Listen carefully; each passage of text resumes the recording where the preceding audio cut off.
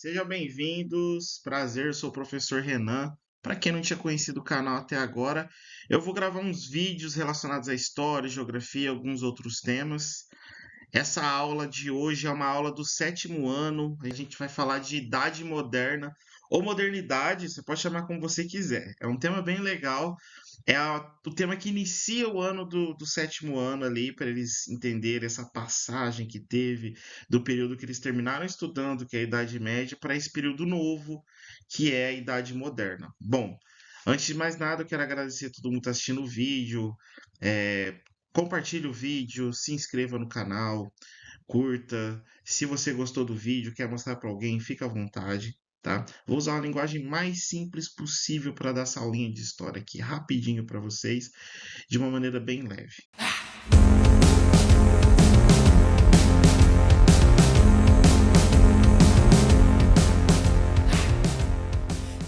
Tá aí na tela o primeiro slide, né? É um slide da aula 4 desse ano de 2024, usando os slides do governo do estado de São Paulo. Eu sou professor do governo do estado de São Paulo, dou aula na minha cidade aqui e uso esse material que é muito bom, por sinal. Aqui tem uns conceitos que a gente vai trabalhar na aula. Um dos conceitos que a gente vai trabalhar é o conceito de modernidade, o contexto histórico que ele surgiu, as características, né, desse período. Também ele vai perguntar aqui no slide, quando você pensa na palavra moderno, o que que você pensa? E na realidade, essa é uma pergunta muito, muito, muito importante. Para você, quando você pensa em moderno, o que que vem à cabeça? Eu acho que a primeira coisa que vem é algo novo, né? Tecnologia. Você pensa em moderno, você pensa no iPhone 15, você não pensa naquele celular tijolo, você não pensa naquela TV de tubo que a tua avó tem que fica lá no fundo, não. Você pensa naquela TV tela plana LCD, aquela TV de 70 polegadas. Você pensa em moderno, você não pensa no Fusca, você pensa num carro novo, né? Você pensa no HB20, no Onix, você pensa em qualquer carro mais moderno. Bom, mas o moderno, na verdade, se a gente para analisar, é uma questão de transformação, de coisas que se transformaram ao longo do tempo.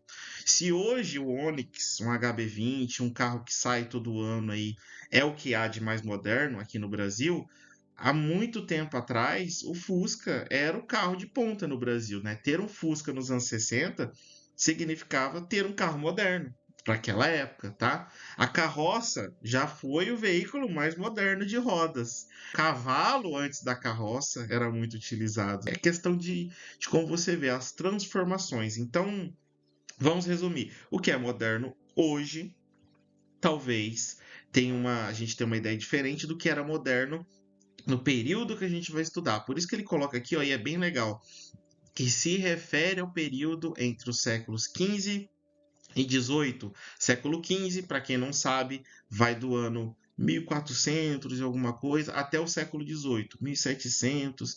E já colocando a linha do tempo aqui da Idade Moderna, vou até passar para vocês. Aqui tem uma parte aqui do Legoff, que é um grande historiador francês, que ele fala assim que, surgindo no século V, após a queda do Império Romano, o moderno representa tanto o recente quanto uma ruptura com o passado. Na Idade Média, o antigo referia-se ao Antigo Testamento. E aí ele fala que no Renascimento a ambiguidade aumenta, com o antigo se referindo à era clássica, quando vocês estudam ali Império Romano, grego, e o moderno contrastava com a Idade Média, então é considerado dentro do contexto da Idade Média moderno que veio a partir dali. Para quem ainda não tem a imagem na cabeça, esse aqui é o período moderno, tá? Ele vai do ano 1453, perdão, que é da queda ali do Império Romano do Oriente, né? A gente chama de Império Bizantino dentro da história, até a Revolução Francesa, 1789.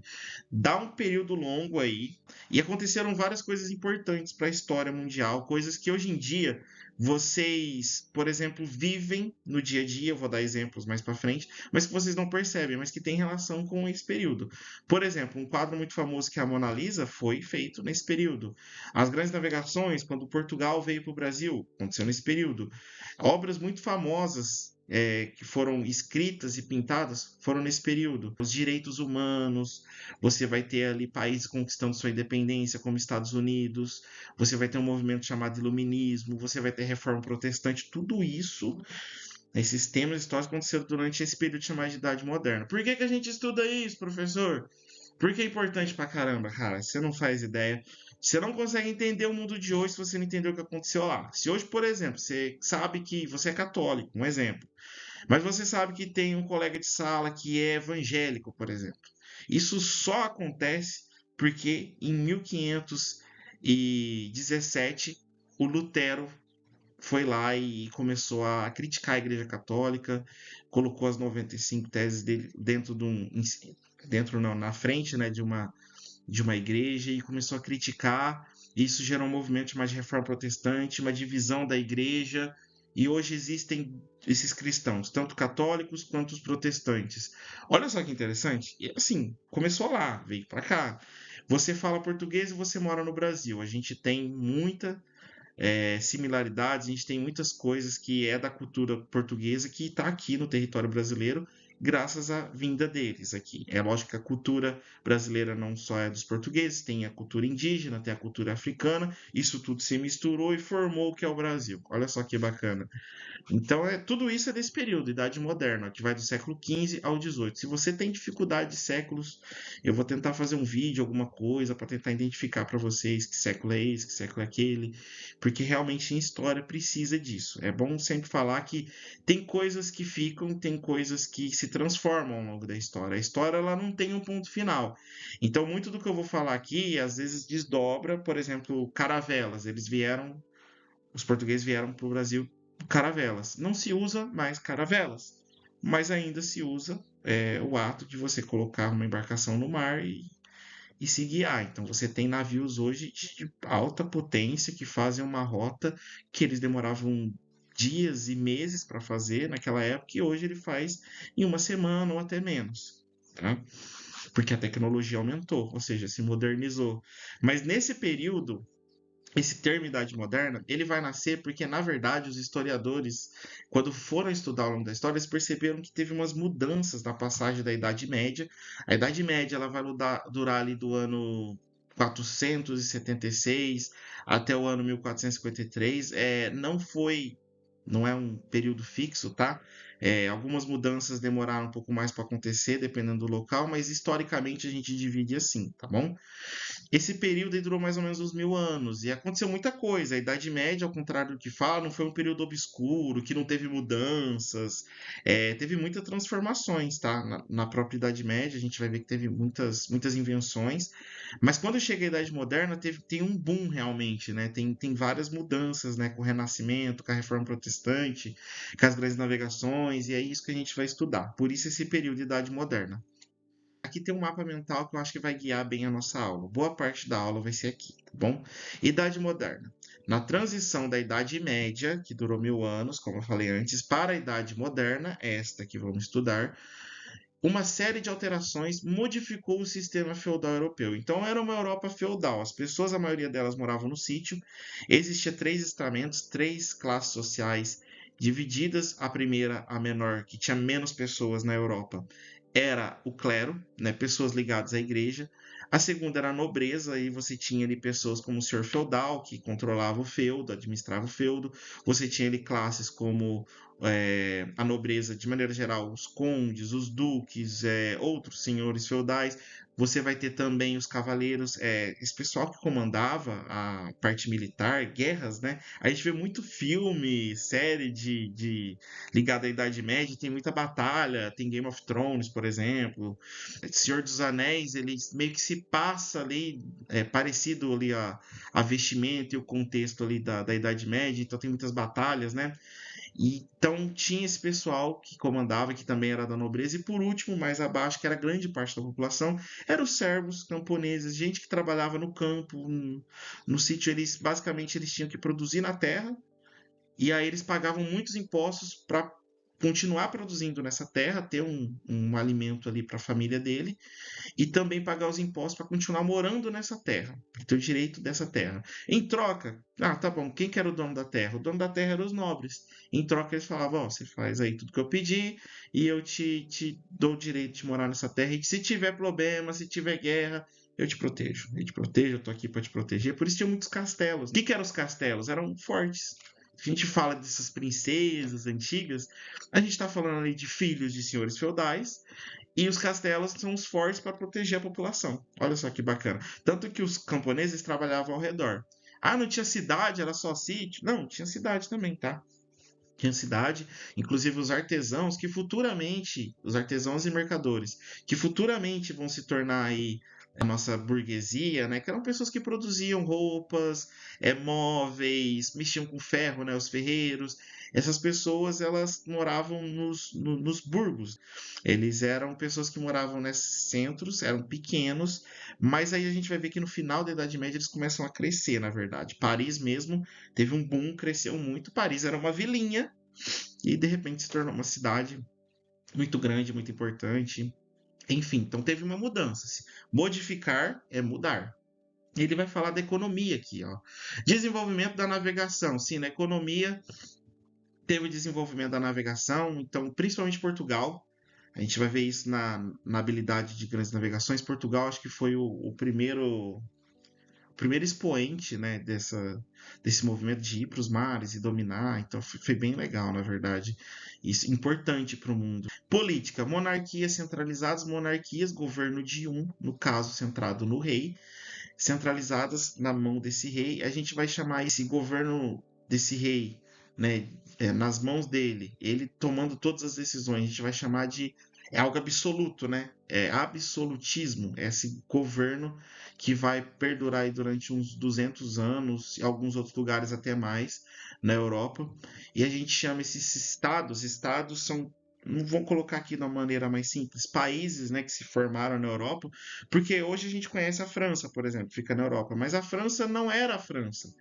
Eram vários feudos, vários pedaços de terra, vários, vamos dizer, fazendas, vamos dizer assim, que depois, por conta de falar a mesma língua, ter algo em comum, ter uma liderança única, um governo próprio, com leis próprias, se tornou um Estado nacional. E aí depois a cultura, você vai ter o Renascimento, desenvolvimento científico, ali os caras vão começar a pautar, tipo, porque na Idade Média, para você ter uma ideia, nesse período, não é que a Terra girava em torno do Sol, que a gente sabe que é o que é hoje.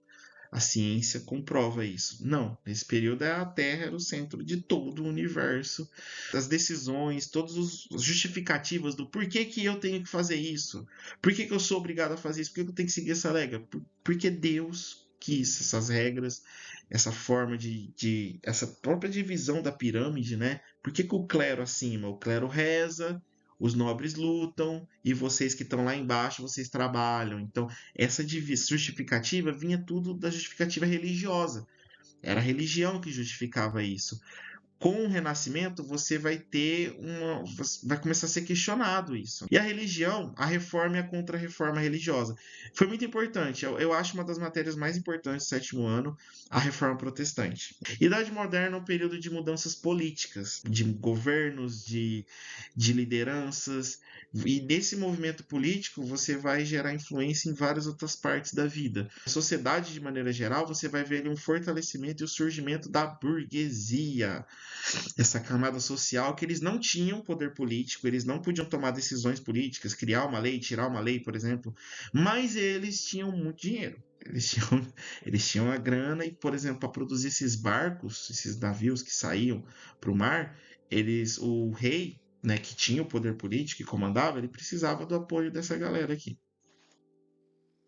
Então, a análise que eu falei do conhecimento que tinha na época, né, da ciência, isso aqui é uma coisa que pra gente é muito comum, mas que pra época não era. Um mapa mundial, sabe? É você entender a localização, o percurso de onde deveria ir, que caminho tomar.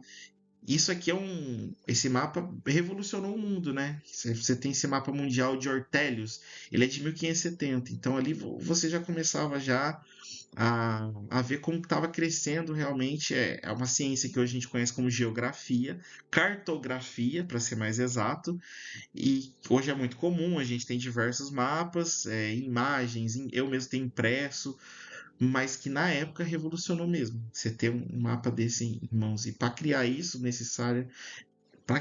necessitaria um conhecimento muito grande, né? Um conhecimento muito grande, que foi adquirido ao longo de vários séculos. Então não foi tempo perdido que veio antes. Aqui eu trouxe essa imagem, que eu acho ela bem legal, né? Observe a imagem, leia o texto e responda aos questionamentos do seu caderno. Arado feito de ferro puxado por tração animal de cavalos.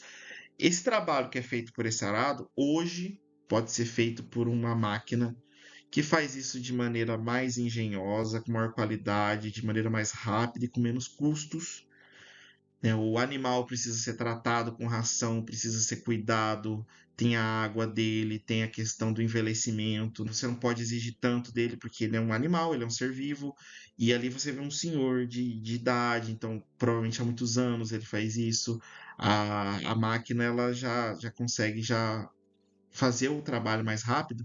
E até em geografia a gente vê o porquê disso, mas o ponto é, houve uma transformação. E essas transformações que aconteceram nesse período, foi o que ditaram a ideia de que estamos numa idade moderna, saímos da Idade Média. Então, médio remete tipo. Então, modernizou. Só para vocês saberem, é uma pergunta que os alunos sempre me fazem. Se é Idade Moderna, esse período lá de 1500, 1600, como que a gente chama hoje? A gente está em 2024. O que a gente chama? A gente chama de idade contemporânea, tá? Tudo que vem ali a partir de 1800, 1900 e os anos 2000, a gente chama de idade contemporânea na história. A gente vai falar agora do mundo moderno. Eu vou ler esse texto aqui para vocês, do Marcos Antônio Cerqueira, do Adriano Cerqueira e do Marcos Antônio Lopes.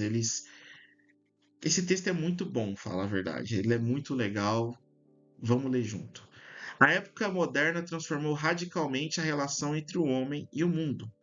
A religiosidade persiste nesse período como uma experiência presente e palpável em todos os atos da vida pública e privada. Aquilo que você faz para você, no âmbito familiar, aquilo que você faz e nas suas relações na sociedade com os outros. Mas lentamente desaparece a certeza absoluta de que o homem justo tem seu lugar reservado no céu. A sociedade não é mais iluminada ou explicada unicamente pela vontade de Deus. Assiste-se a uma crise profunda do providencialismo, essa ação de Deus sobre as pessoas, sabe? Há um abandono progressivo da crença de que Deus é um agente ativo na história. Então, hoje a gente tem isso, é muito comum, né? A gente vai postar uma coisa no Instagram e às vezes a gente coloca mais os nossos feitos do que os feitos de Deus. Não são todas as pessoas, mas isso é algo comum e algo natural. Então, hoje você ser o centro do mundo, hoje você se colocar como eu fiz, eu conquistei, eu fui atrás, é diferente de um discurso, por exemplo, de você vir falar foi graças a Deus, foi Deus que fez.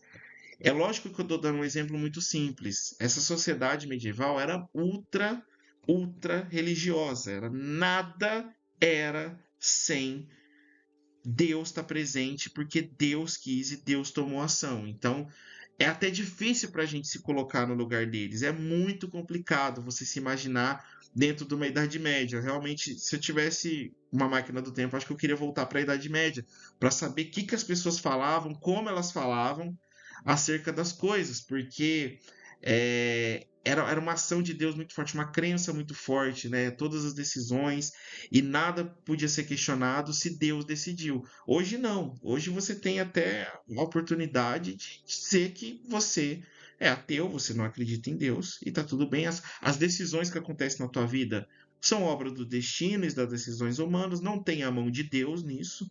Você vê como a sociedade mudou, né? Mas mudou porque na época moderna vai surgir o humanismo, vai surgir o individualismo. Então, tira o Deus do centro e coloca o homem no centro. Agora, o homem é quem toma as decisões, o homem é que organiza, rege tudo, não Deus. Olha como mudou o mundo. Isso é muito forte. Isso é muito forte. Isso muda a mentalidade das pessoas. Compreendendo o conceito de mundo moderno. Mundo moderno refere-se a um período de transformações significativas na história, marcado por avanços tecnológicos. Tecnologia não é só internet. Você, por exemplo, ter criado um arreio para o cavalo é uma tecnologia. Você ter uma borracha. Você desenvolve um jeito de apagar mais rápido de maneira. Você desenvolveu uma tecnologia, tá?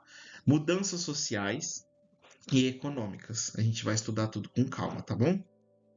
Toda vez que a gente estuda história, bota uma coisinha na cabeça. Existem rupturas e permanências. Aqui a gente vai falar das transformações, permanências desse período de Idade Moderna com o mundo de hoje e as rupturas que houve desse período, né, da Idade Moderna com o mundo de hoje. Então vamos falar primeiro das permanências. Hoje ainda você vê trocas culturais e comerciais, você vê uma herança cultural muito forte.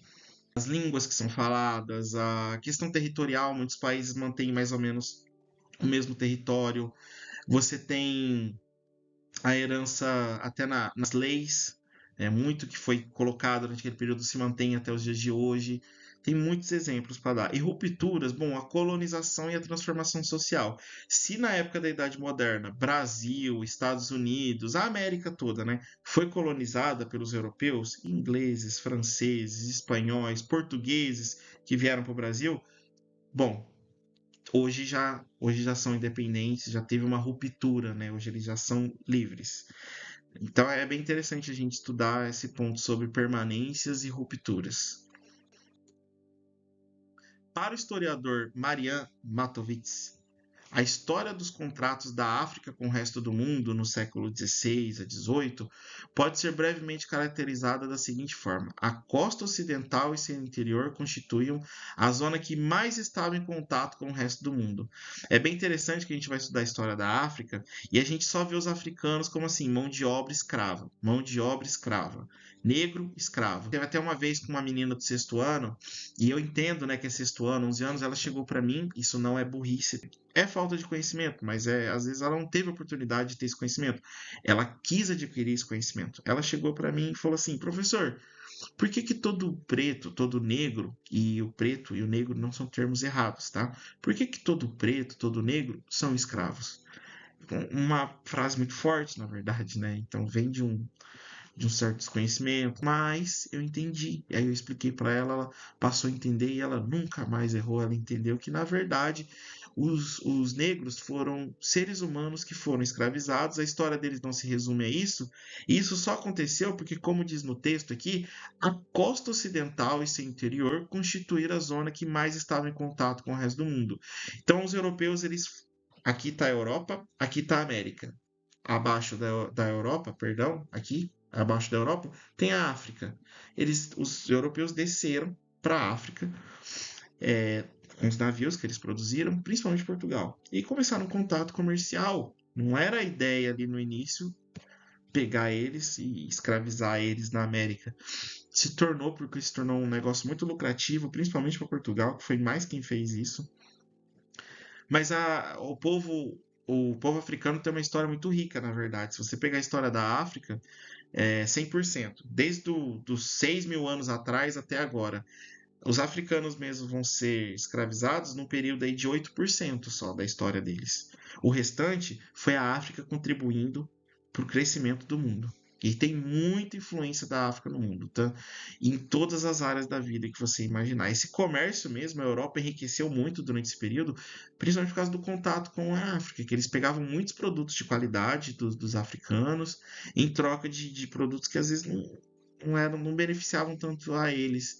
E foi uma intensa troca ali, nesse período aí, de século XVI a XVIII. Então, não é que tipo, a África não tinha nada, não. Tinham reinos fortes, tinham sociedades bem formadas, tinha todas as características de uma sociedade que a gente sabe que tem.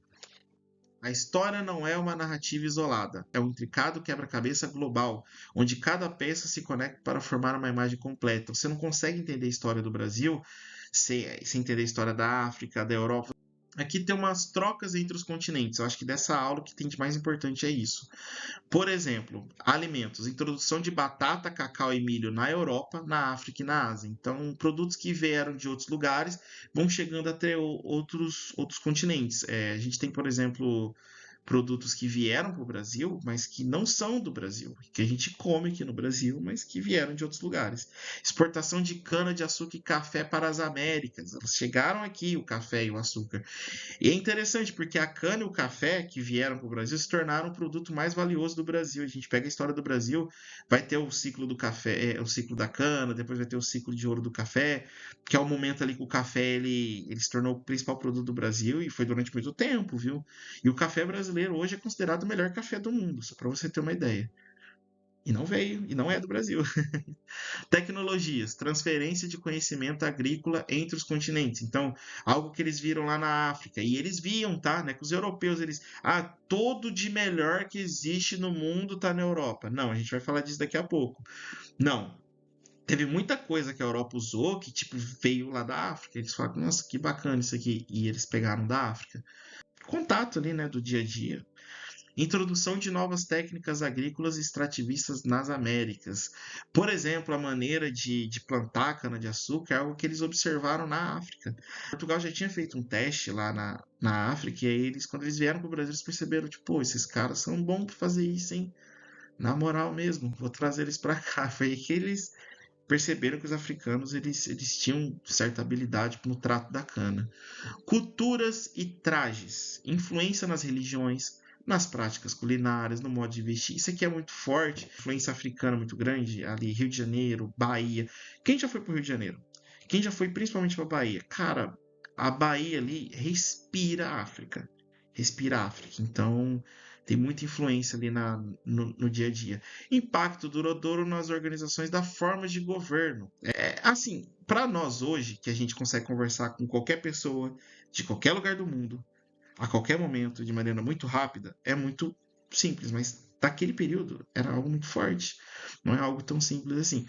Gosto muito desse slide, acho muito atraente, muito legal. Estudem ele se puder, achei bem legal. Vista panorâmica da cidade de Machu Picchu, no Peru. Você tem uma cidade no Peru com características do período que a gente está estudando, que é século XV e XVI.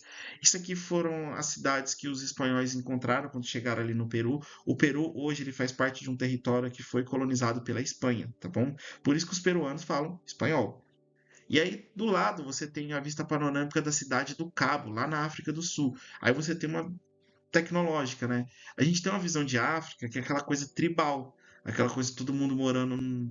Tem de fato, todo mundo morando ali na zona rural, próximo a árvores, animais, rios, mas também chegou, né, a tecnologia do século XXI lá e eles têm essa cultura muito forte, mas eles também se modernizaram do ponto de vista moderno, é, o moderno do século XXI, que eu falo, não idade moderna, e eles estão morando em lugares como a gente mora, cidades com prédios. Não significa que não tenham também essas tribos e que elas são inferiores, não é isso, mas existe. Da mesma forma que existem cidades como essa da Cidade do Cabo, se você pegar Lima, por exemplo, que é a capital do Peru, você vai ver isso aí, ó, prédios, prédios e mais prédios, concreto, concreto, concreto.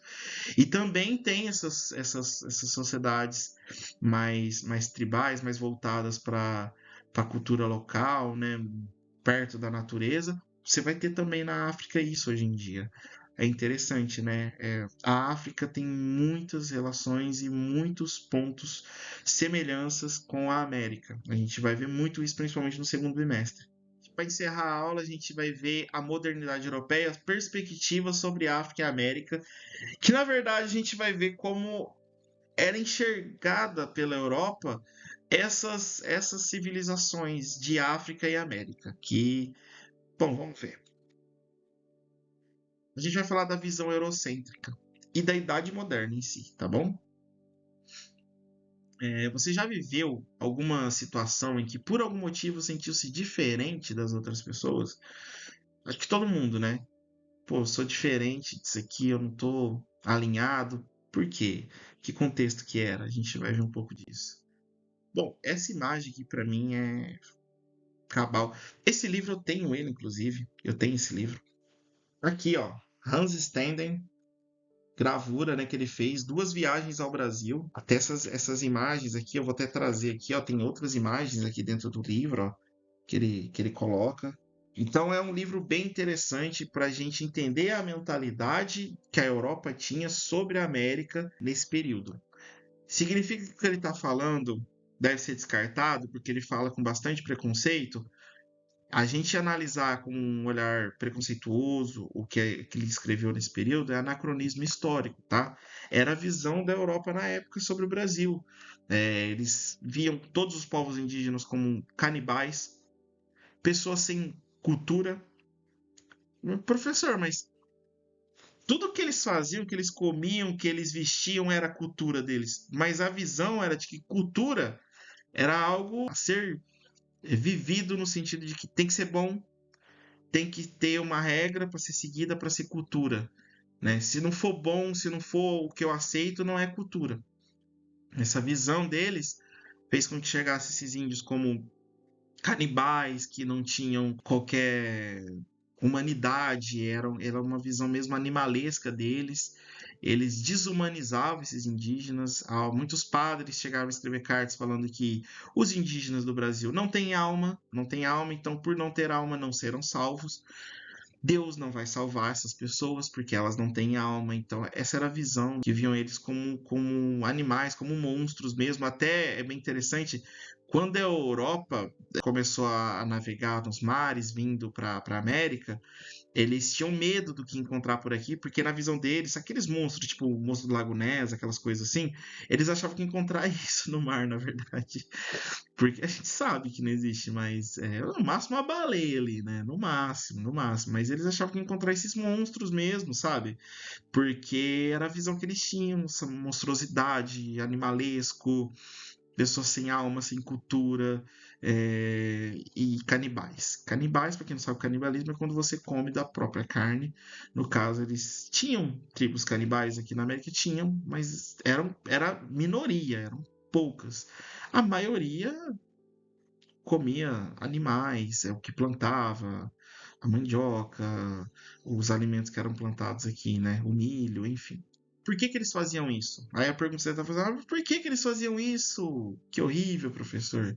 A visão deles partia de uma visão de inferiorizar os habitantes aqui da América, porque era a única maneira deles justificarem o domínio. Como que você chega num lugar, domina ele economicamente, domina ele politicamente, cria governos, pega tudo que tem nessa terra de valor, tira, domínio econômico, domínio social, você vai influenciar a vida dessas pessoas, porque os indígenas viviam de um modo, aí de repente chegou os europeus e mudou esse modo de viver. Essa justificativa se dá através da inferiorização. Em civilizado, o que é civil? O que é a civilização? Organizado, com leis. Não. Aqui vive tudo sem lei, tudo sem regra. Na verdade, não. Tinham muitas regras. Eles sabiam o que eles faziam. O dia deles era muito regrado. Eles tinham uma noção do que deveria acontecer. Tinham muitos rituais para tal idade, para tal acontecimento. Mas na visão dos europeus, não. E eles eram propensos ao mal. Eram pessoas propensas ao mal que deveriam, na verdade, ser dominadas e salvas pelos europeus. Era essa a visão. O nome dessa visão europeia que a gente dá aqui, ó, alguns elementos da visão: inferioridade, conversão e a oportunidade de você dominar. Essa visão chama-se eurocentrismo, tá bom? Visão eurocêntrica. A visão eurocêntrica é uma perspectiva que coloca a Europa como centro do mundo, de todas as outras culturas como inferiores. Então, a cultura superior, o que eu como, o que eu visto, o que eu falo, o meu governo, as minhas regras, a minha música, tudo é superior. O seu é inferior. Tem muito disso hoje em dia, né? Tudo que eu faço é melhor, o outro é pior. Então, essa visão eurocêntrica colocava a Europa como centro do mundo e todas as outras regiões do mundo, a África, a Ásia, a Oceania, né, que já existia, tinha muitos povos, mas a Europa ainda não tinha chegado até eles. A América, tudo colocado como inferior. Era uma maneira de justificar essa dominação. Essa visão eurocêntrica existe até hoje. Os europeus, eles se acham às vezes superiores a nós. É complicado, não são todas as pessoas, não são todos os países, mas existe um pouco dessa visão. Então é interessante, né? O encontro entre povos indígenas e os portugueses foi marcado por uma visão etnocêntrica. Vamos lá, etnocentrismo é quando observamos e julgamos a vida, as crenças, os costumes de outros povos a partir da perspectiva particular do povo e da cultura a qual pertencemos. Então, por exemplo, aqui na minha tribo, na minha civilização, onde eu moro, Brasil, não é comum, não é comum que se case vestindo vermelho.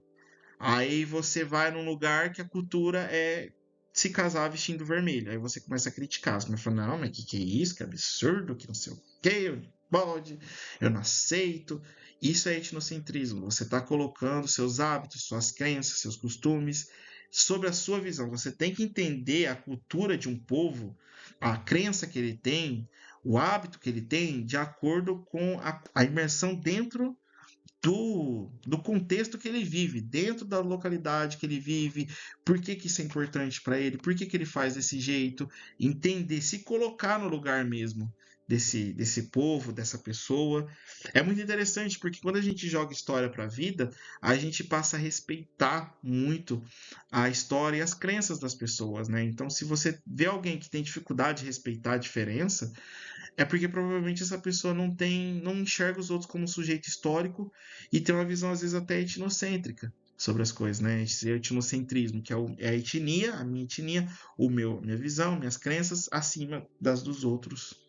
É interessante isso. E aconteceu esse movimento, né? A partir dessa visão etnocêntrica, isto é, julgando a partir de seus próprios hábitos e costumes, os portugueses caracterizaram e julgaram os indígenas como povos inferiores, selvagens, sem lei, sem rei, sem fé. É interessante. Eu tinha me esquecido de falar isso. Selvagens, é a palavra que eles usavam. Sem lei, sem rei, sem fé.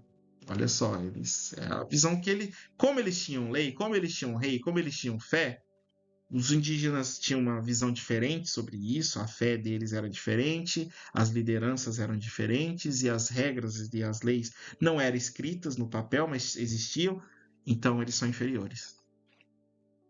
Difícil, né? E aí, por último, aqui para encerrar a aula, eurocentrismo é aqui o nome de uma perspectiva de conhecimento cuja elaboração sistemática começou na Europa Ocidental, que é a parte mais rica da Europa. Vocês vão aprender em geografia, tá? Esse domínio, né, da Europa sobre o mundo começou a partir desse eurocentrismo. Sua constituição ocorreu associada à específica secularização da burguesia. O que é secularização? Vou explicar. É quando você começa as suas falas, as suas atitudes, a sua própria mentalidade, ela parte mais para o lado mundano e não sagrado. Então, quando você pensa mais, vamos dizer, se você é mais humanista, você pensa mais sobre o ponto de vista, assim, eu vou usar um termo que é muito usado no Brasil, que as pessoas usam, que é do mundo, não da igreja. Então, é as visões mais do mundo e não da igreja. Então, houve uma secularização da burguesia, do pensamento europeu, e a experiência, as necessidades do padrão mundial de poder capitalista, de domínio, esse domínio vai ser colonial, eurocentrado, ou seja, centrado na Europa, a Europa dominando os lugares, e foi estabelecida a partir da América. Então, a América foi o ponto de partida de domínio na Europa dessa visão eurocêntrica, como eu disse antes. É isso.